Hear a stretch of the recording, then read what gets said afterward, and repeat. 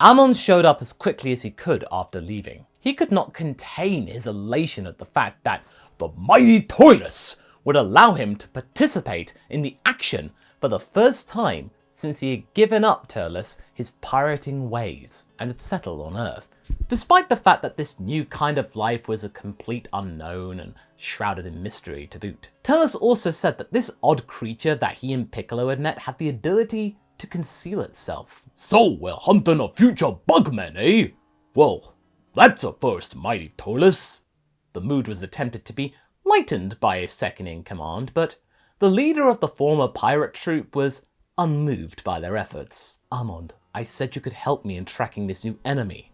I did not ask you to help me crack some half-baked quips. Amon reluctantly sighed, lamenting the fact that, no, things had not really changed. Oh, apologies, sire, but it's just...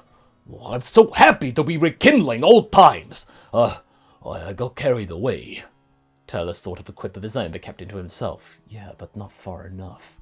He ignored Amon's words and continued to muse over Cell's existence. Well, whatever he is, he poses a threat to others, and is capable of using a wide variety of methods that we have developed, most likely in an effort to hide his strength.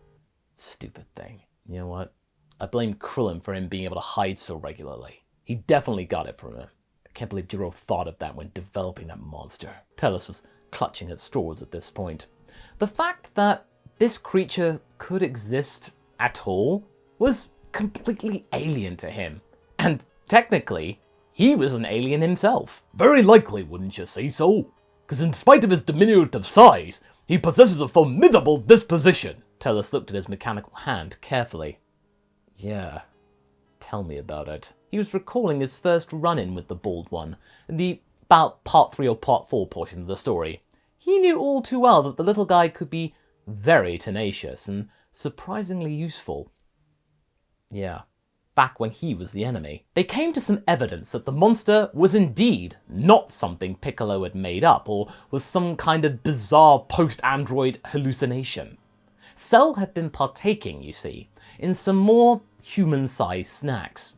He gave up the impression also of having gone on an eating binge after having met Piccolo and Turles. This insatiable hunger of Cell's brought back memories of their own time spent gaining strength from the Tree of Might, trying to sup energy from wherever they could find it.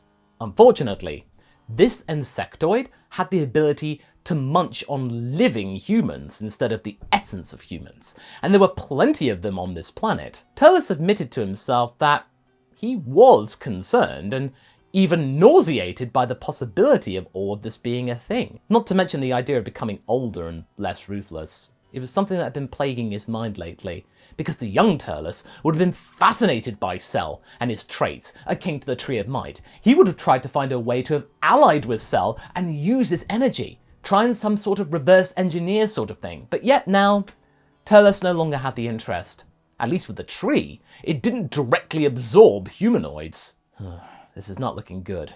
He seems to be 2 steps ahead of us.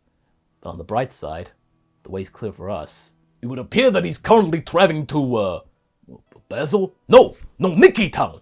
That one, without a doubt!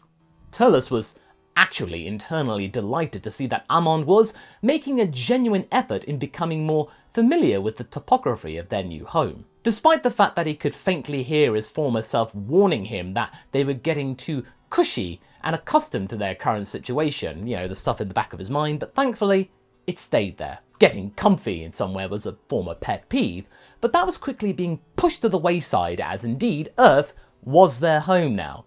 And Turles sort of liked it that way. When they got into the city limits of Nikki Town, the monster was already in the process of swallowing up one of the locals. Same old, same old.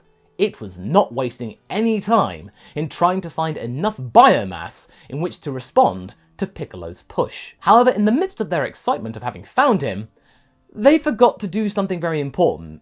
You know, hiding. As Cell turned his head, a grin spread across his beak. Well.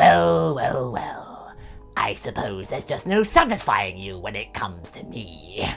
Do you want to be drunk that badly? I had been saving you for later, but I suppose I can gorge myself on you now. Leave those folks alone, you freak! Turles seemed unfazed by those taunts. After having seen Cell's influence the first time, this time around was far less shocking, far less harrowing. However, Cell wasn't done yet with the quips. You can put an end to this insanity right now, Turles. Amon and I are the only ones here. We are both aware of your true emotions, that you do not really care about the folks in question. I would appreciate you not patronizing me. Also, freak is such a nasty word. After much deliberation, I've settled on, Cell. That was a bit of a dull name, Turles thought. You could say that someone that freakish could have had a better imagination.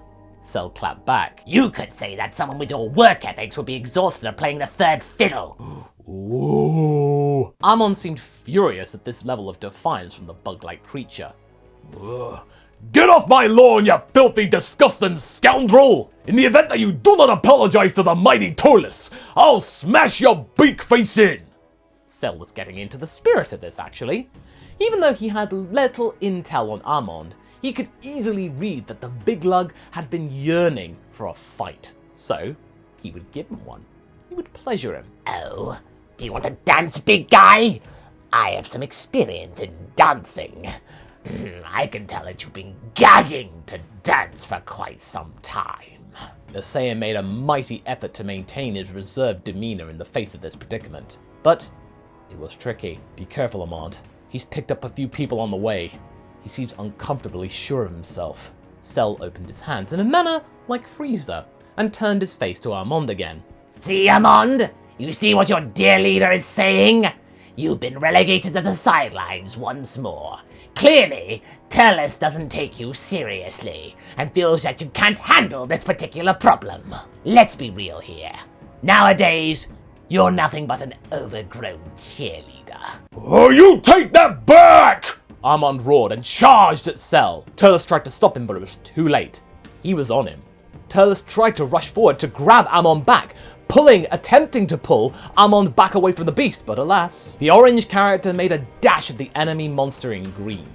The Bugman first gave the impression, though, of being on the defensive, because he was unprepared for the giant's onslaught of fists, despite having been goading him. It's almost like Cell had not really expected Amon to actually get stuck in, so it was a momentary like, oh, okay, we're doing this. Turles on his own was caught aback too by the remark of Cell's. Not to mention the surprising strength that Amon was apparently exhibiting. Had his second in command trained that much? No, there must have been something else to all this. Cell would have made an attempt to escape by now, had Amon genuinely been stronger. So he made the decision, Turles, to unleash a few ki blasts at the monster, in the hopes that maybe it would adjust its approach and maybe get him off Amon, and maybe them being able to fight together, or ideally escaping. Suddenly though, it became clear that Turles was right. The monstrosity could move much faster if it wanted to. Cell had been playing them both, and it used its tail to tie a nice knot around Amon's neck, prompting him to cease and beginning to wrestle with it for a moment. He was maneuvering around the victim, hopping around, so it would make it hard for Turles to hit him without equally hitting his companion. He'd be circling around Amon and punching him on occasion to boot. Then, when Amon was tired, he loosened his grip, almost giving him a sense of false hope, giving Turles also a brief moment of relief, before the stinger stabbed Amon in the neck. Turles yelled out in horror. Amon, no! Cell cocked his head. Oh? Is there an echo in here? I could have sworn you said that before, but if it helps, your Amon is delicious. Turles could do nothing but watch as the monster drank one of his original crewmen, who was also his comrade and also his friend. Something that Turles had only recently and reluctantly admitted to. Cell's expression conveyed pure joy as he saw the armor crumble to the ground, and the last trace of Amon's body wisp itself into his body. Cell rubbed his stomach and looked extremely satisfied. Oh, yes. That one was worth a lot of earthlings. Thank you for bringing him to me. Turles powered up and looked livid. Stop talking! Turles immediately began to relentlessly attack Imperfect Cell. He could sense that some of the blows actually connected on a level that even the Bugman was astonished by. There was no fakery this time either. Cell wasn't playing around, he was genuinely surprised. This gave Turles confidence to push even further, that he could prevail here, that he could avenge Amon. Cell was confused by this sudden resistance. He hadn't thought that Turles could provide so much of a challenge, even after having drunk his teammate. This was getting all the more surreal, and Cell was also getting a little frustrated. Turles had gained some newfound power, enough to give the monster a run for his money as a result of this combat, which was a revitalizing experience overall. Cell must have concluded that extending their battle now would have cost too much energy on his part, because he was able to blind Turles once again, and then vanish from his sight, and almost instantly to boot. Damn it! How is he doing that? Turles came to the realization at this time that since Amon had been absorbed, he had undergone some sort of personal transformation. As he got closer to one of the abandoned automobiles, he looked at his reflection in the window. There it was. He had become a Super Saiyan without even realizing he had done so. He'd finally become a Super Saiyan, and all that it cost him was the life of a close friend. Turles began to silently weep, punching the car into dust. He had wanted this power so badly, but not like this. He took a look at the armor that had belonged to his friend, which was now lying on the ground beside several other examples of clothing. No, the psychopath responsible had to foot the bill for this. And yet, he still didn't possess the level of stupidity required to pursue him on his own. Not anymore. Not these days. Yes, again, he'd become an old man. It was abundantly evident that he was incapable of vanquishing the beast solo anyway, despite having gained this power. All this had done was give him the chance to fight another day. Like, as always. He exhaled deeply before picking up his communicator and began looking at it, trying to piece together the words that he was about to say. Tights, I lost Amon. Tights on the other end gasped. I'm so sorry. Are you hurt? Mostly my pride, he sighed out loudly. But he slipped away. Turles looked around Nikki Town and surveyed the situation. Turles, I know this may seem cold, but both Trunks and Krillin could do with some of your assistance. They might benefit from it. Piccolo's told us all about Cell, and that they'll be visiting Jiro's laboratory. If this Cell is from the future, then there might be another one tucked away at the lab somewhere. Turles thought about this for a second. Yeah, that was a good point. Turles nodded and confirmed that he would help. Inform them that I'll be awaiting for them at the spot we already agreed upon. He was aware that the other two didn't really require his assistance. They could have done it on their own. But Tights didn't want him to deal with Amon's death by himself. He needed to be around other people. And as a person of action, he needed to also do something else, even if it was just something small. If they were lucky, the current Cell would be looking for something here. Maybe it could be one of those things locked in there. Turles! Over here! Krillin waved at him.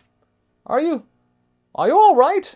We heard about... Turles moved his head in an unsteady manner as he spoke. No, I'm not. I finally did it, Baldy. I finally became a Super Saiyan fighting that freak show.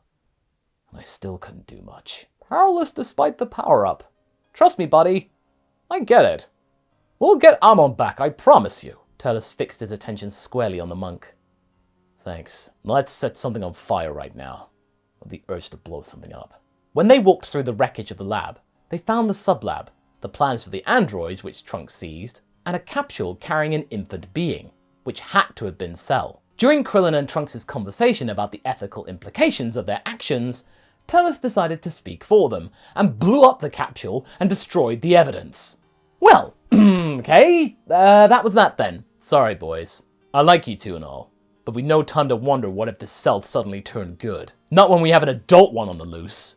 Trunks let out a loud gasp. Yeah, you're probably right. After clearing out the majority of the fascinating items that had been concealed in the sub-lab and reducing its size to now 0, they were rewarded with a message that was on the positive side.